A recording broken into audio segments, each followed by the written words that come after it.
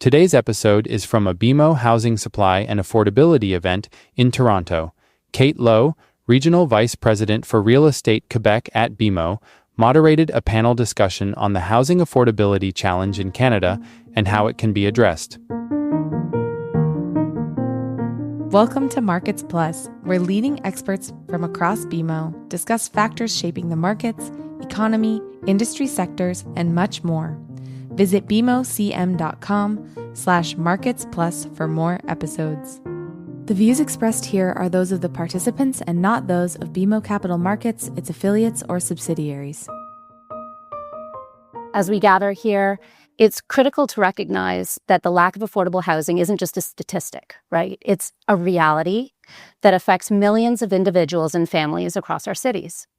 It has become increasingly difficult for low and middle-income households to find stable and secure housing, and a far-reaching crisis that impacts not only those directly affected, but also our communities and our economies as a whole, both today and for the future.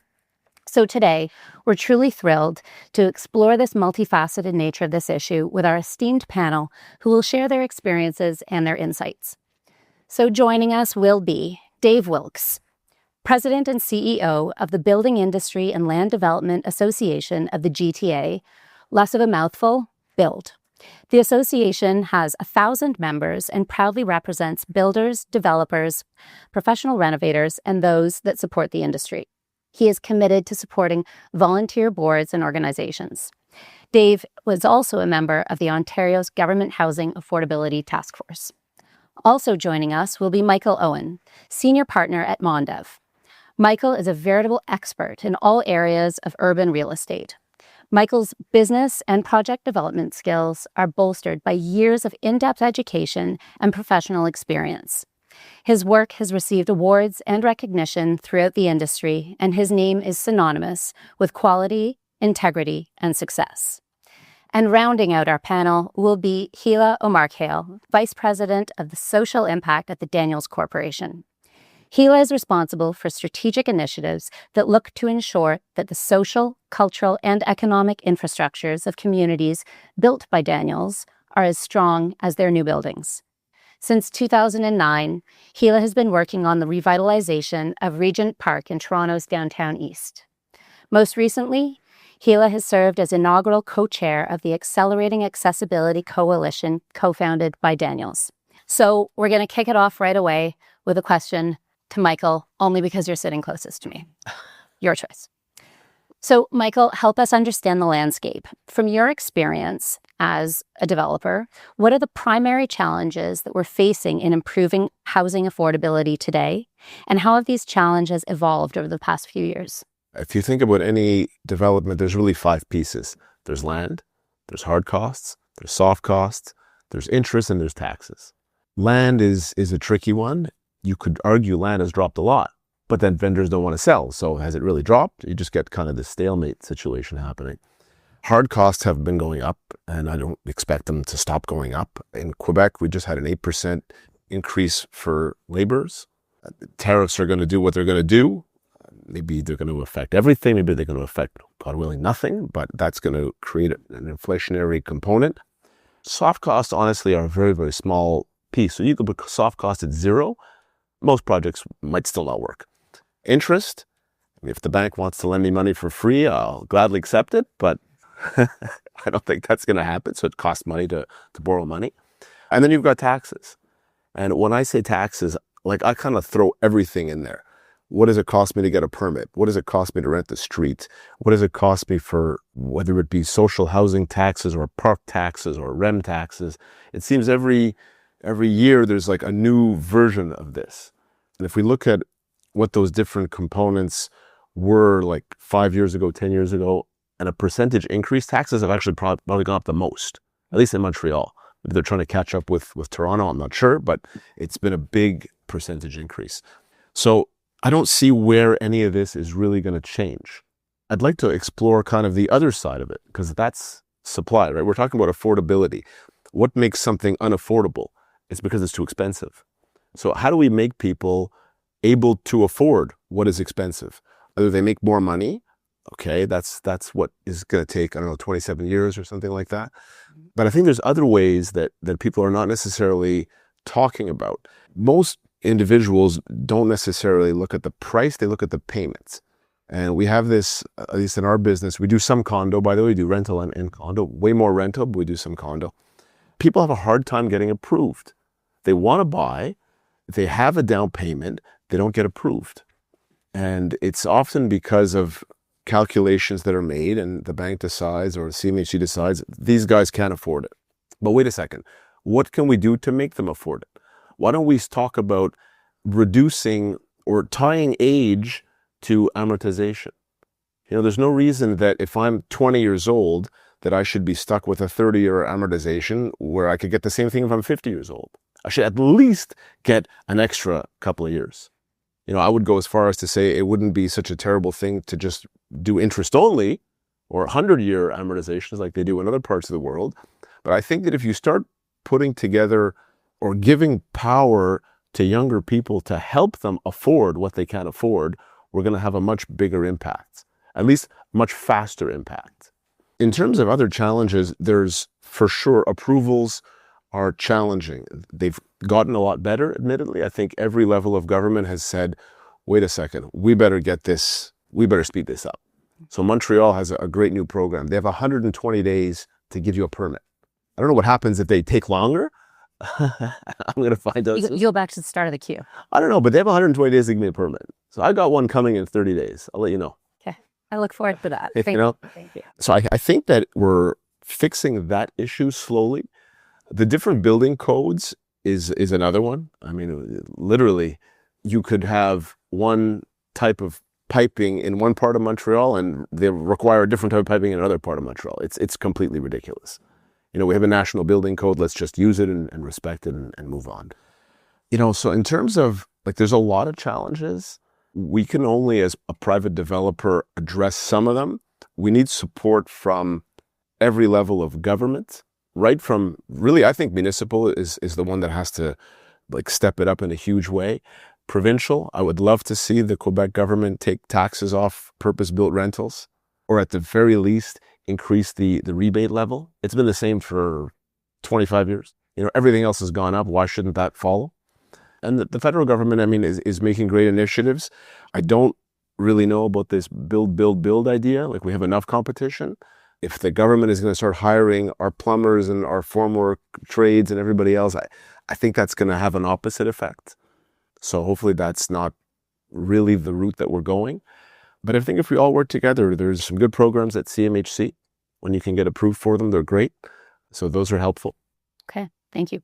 It's quite complex. And I think that bodes why we're all sitting here having conversation about it, because there are so many different layers of complexity sewed into the challenges that we're trying to address, which brings us kind of to the so what, right? Clearly, we're not just trying to solve these problems or address them for today, but we're looking down the line into the future. And so, Dave, I'd be curious to get your take on, from your point of view, what are the consequences? What are we actually doing and creating here? What happens to our future? Thank you, Kate. And so we did some work on looking what population trends within the GTA are. And that's my knowledge bias as we represent the GTA. And 80,000 people are moving out of the GTA every year because of affordability problems. And it's not just housing, it's other affordability components, but largely driven by housing.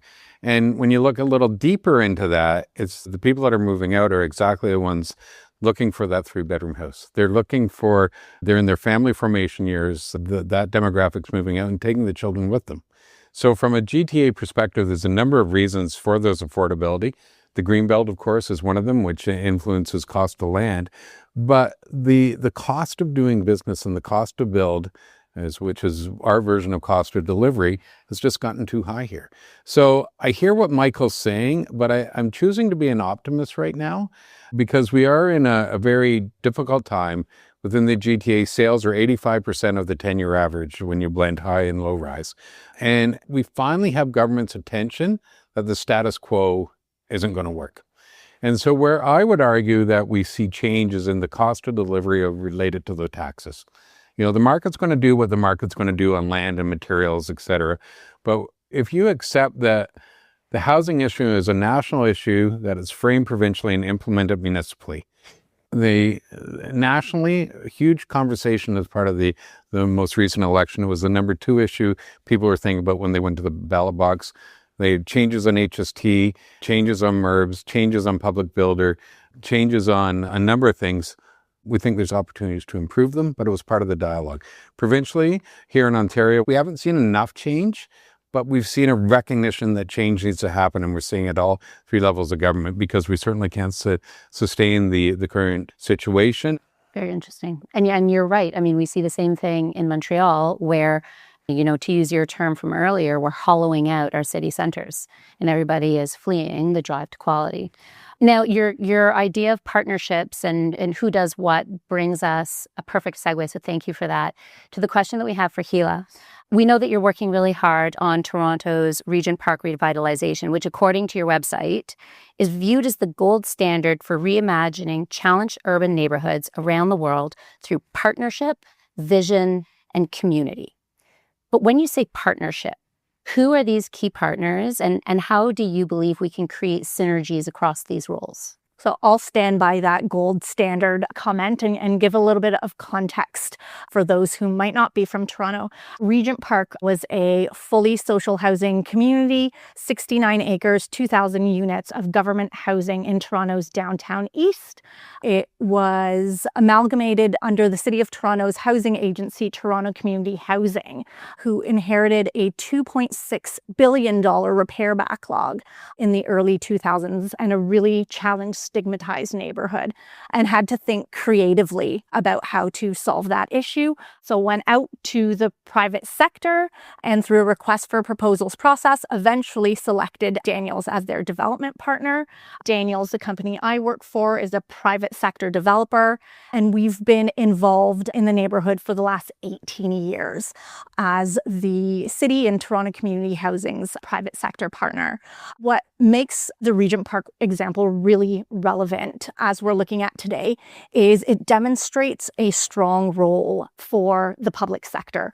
Not the public sector as the builder, because we've already heard many of us don't believe that's the way to go, but the public sector as the mobilizer, making that land and that opportunity available so the private sector that has the expertise can step in, that can bring our experience, that can bring our creativity to the table. And I'll point to sort of 2 examples from Regent Park that would alleviate some of that housing affordability challenges. These are models we believe at Daniels can be taken on the road. One of them is a purpose-built rental building that Daniels partnered with Sun Life on building. This is 341 units, and the partnership made a decision to have 10% of the building as affordable housing. And we were able to secure capital funding as well as property tax waivers from the City of Toronto in order to do this, and worked with Wood Green Community Services to put a program together. Wood Green is a not-for-profit. They had a program called Homeward Bound for mother-led families transitioning from education and Wood Green housing into sort of mixed market housing. 10% of that building, 2 and 3 bedrooms, is now affordable through that partnership. That's a 49-year head lease with Wood Green. So the partnership knows we have that revenue coming in. Those units are fully managed, but there's affordability baked in. When we did our last condo project in Regent Park, one of the things we were hearing is, we have folks, I think, in all of our urban centers that have really good incomes and can actually qualify for mortgages, but don't have down payments. And so we took it upon ourselves to create a shared equity mortgage program where we put $5 million in a fund that would lend shared equity mortgages so that down payments, instead of 20%, could actually be 40% and help folks qualify. Now, that doesn't have to be a builder-led initiative. We need the not-for-profit sector if we're looking at affordability. $5 million funds aren't huge. Where's the role for philanthropy and corporate sponsorships in that? So I think those types of models, really being creative with what partners we're bringing in, depending on the product type, makes a real difference. Can I build on that point? Absolutely. But I think that's exactly the point, right? When you look at the federal government's public builder initiative, We don't need more builders. Everybody, many representatives in this room, we need to be creative on how we partner with governments. There's examples in other countries that what is the role of government? Providing land, federal lands, maybe provided on a leasehold basis for a period of whatever it is, 99 years. Clearing the way for approvals.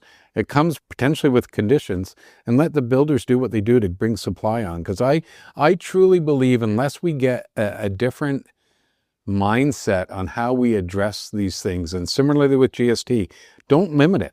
If it's a good idea, it's a good idea.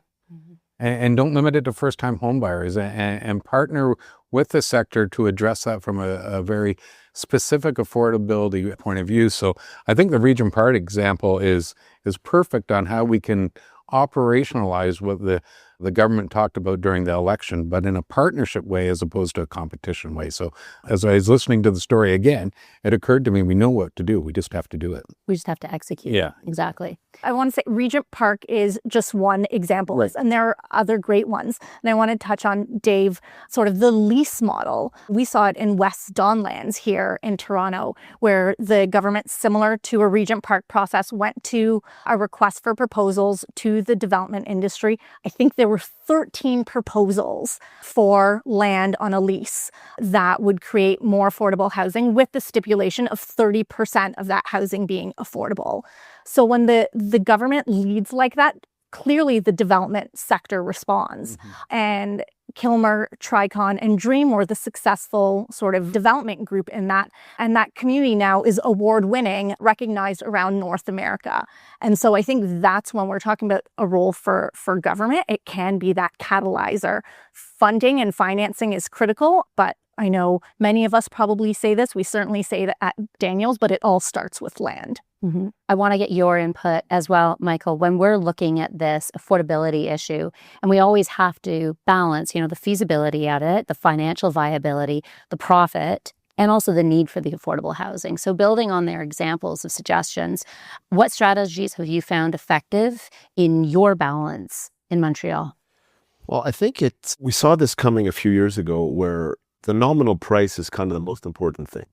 Right? It's not the price per foot that we all look at on our spreadsheets. It's what is the cost for somebody to rent, whatever it's going to be, a 2-bedroom, a 3-bedroom per month. So our knee-jerk reaction, and in retrospect, I don't know how far this can really go, is we just made smaller units. So that studio that was once 500 feet became 450, became 400, and so on and so forth for 1-bedrooms and 2-bedrooms. So that helped affordability in a roundabout way. We try to include, and again, it's a small strategy, but people like it. We try to include a ton of amenities. So if you live in a Mondev building, you don't need a gym membership. It saves them whatever it is, $100 a month. We include all utilities. We'll get a better rate at Hydro Quebec, so that saves a little bit of money. And we're attacking it from kind of every different angle. And obviously, we take advantage of programs that enable us or incentivize us to put affordable units into the buildings. But that leads, not everybody wants to live in a small apartment, right? So we have this new idea that it's going to be a fully rental community. We bought the equivalent of 2 massive city blocks, and we're going to have everything on these sites. It's going to be townhomes, duplexes, triplexes, apartment buildings. So literally everybody from the kids to the grandparents can live on this site. It's still in its infancy, so we'll see how it goes. But I think that might be something that's to be built on for the future. That also protects kind of the multi-generational, as you were saying, which is an important thing. Yeah, and brings more product type, which again is still all going to be rental. I think there needs to be something to encourage or to not totally kill the dream of home ownership, because the rental is great, but it's not everybody that wants to rent forever. So, my solution is focus on that because that's the business that I'm in, but I think there's got to be stuff because if all those houses come on the market and they don't get inherited, who's going to buy them? Traditionally, you started out with a small property and then you sold it and you bought a bigger one and then you bought a bigger one and then you bought ultimately that family house that you lived in forever. I don't know what happens if that first one is never purchased. Yeah, you're right. So now I'm going to bring it back to Heela, hearing, again, more challenges and complications that we're facing. I'd like to know from your experience, what are some of the innovative approaches that you and your team have seen which can improve affordability and help address some of the concerns that Michael brings up and that we all face? Yeah, I'll start with a personal experience first that sort of touches on what Michael talked about. I bought my first condo in Regent Park through a really innovative approach. In the very first building, Daniels and Toronto Community Housing had to demonstrate that, this neighborhood was going to be just like any other. It was going to be successful, and they were able to put creative financing in place that let us build before achieving a sales test. And so we were able to offer occupancy within a year. And the down payment at that point was 5% down, and you could actually pay your deposit $1,000 a month, but you had to hit that 5% before you got to occupancy. And so that let 22-year-old me, I had just finished my degree at the University of Toronto. I was working at the sales office, stuffing the brochures at the front reception desk, and I was like, hey, I think I can do this, and convinced my parents to give me $3,000 as my graduation present instead of buying me something, to buy my first place. And that simple decision has literally set me up for life. I do not live in my parents' basement and won't have to, thankfully. But those types of creative moves, when we talk about home ownership, are really instrumental. I'm also feeling a bit inspired by the US, believe it or not. I was in Denver at the Urban Land Institute's spring meeting, and there were a number of sessions on affordable housing, attainable housing, missing middle, workforce housing, all of the terms that we used here. And what really caught me were the models that they've created there, where rental housing had 7 different lending sort of vehicles. Like the debt came from 7 different lenders, a combination of banks, of impact investment funds, of government tax incentive programs. When I think about how we do rental housing here to create affordability, we're really relying on CMHC.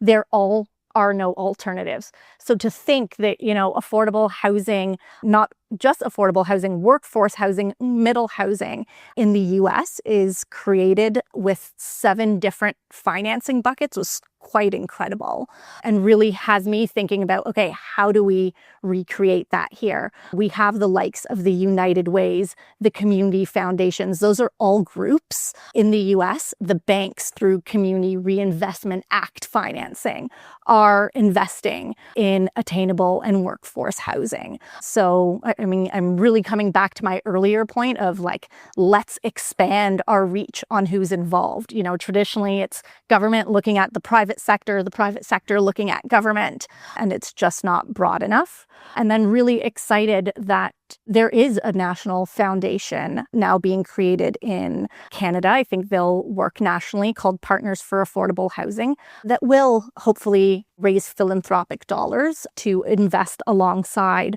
not-for-profits and developers in building more affordable housing. So that's some of what I'd like to see.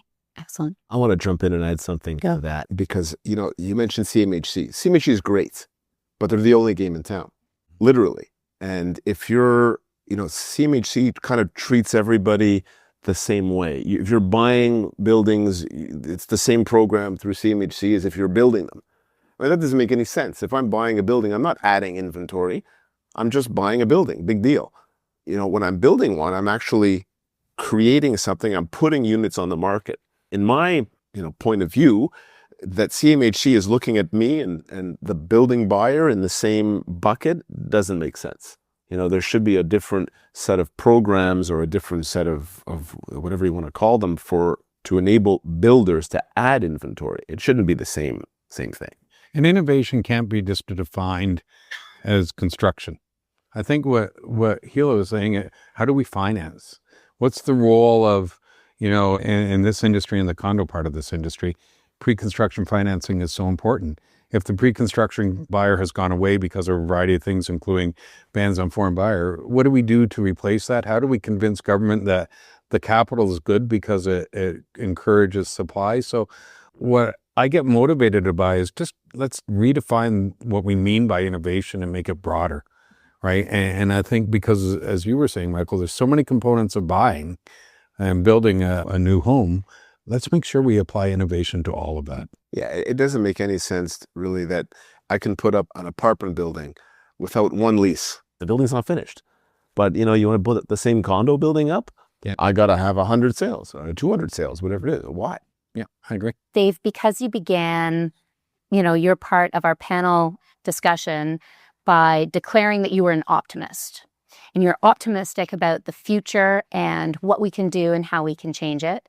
And a lot of the conversations that we have been having is, we all know our lane, we know our role, we know how to branch out and to try to be innovative. But a lot of the conversation has also come back to the government and what is their role and how do we help them mobilize and do what we need them to do. So if you could leave us with 2 thoughts on how to bring the government in and really catalyze, what would it be? We got to stop whining and be part of the solution would be one thought. And I just look at GST, for example. The federal government has indicated that they want to exempt first-time home buyers, we've heard it more than once today, for $1 million to $1.5 million. That's great. Applaud that initiative, but indicate how it's not going to work, right? And bring facts to the table on how that can work better. There's a lot of inventory in the market right now. Having a GST exemption for buyers will take up that inventory and eventually bring supply on. So come with solutions, not complaints. And the second idea is that recognize the responsibility we have. We all have our personal stories here on this is such a tremendous industry to work for and represent. Come with that sense of optimism that the same old isn't going to do it. The small condo isn't going to be perhaps part of the future. So what do we need to do to make larger units? How do we facilitate people that want single family homes? Maybe it's a different way of looking at the land because as Michael said, it's been part of the bigger costs. So just be creative on solutions and recognize the responsibility we have not only to return profit, which of course is the primary one. That's why people are in business, but the fundamental need that housing represents. So I have to be optimistic because it's too important not to be. Thank you to all 3 of you for making yourselves available today, to chatting with me, to educating our group, and to continuing the conversation. Thanks for listening. You can follow this podcast on Apple Podcasts, Spotify, or your favorite podcast app. For more episodes, visit bmocm.com/marketsplus. For BMO disclosures, please visit bmocm.com/podcast/disclaimer.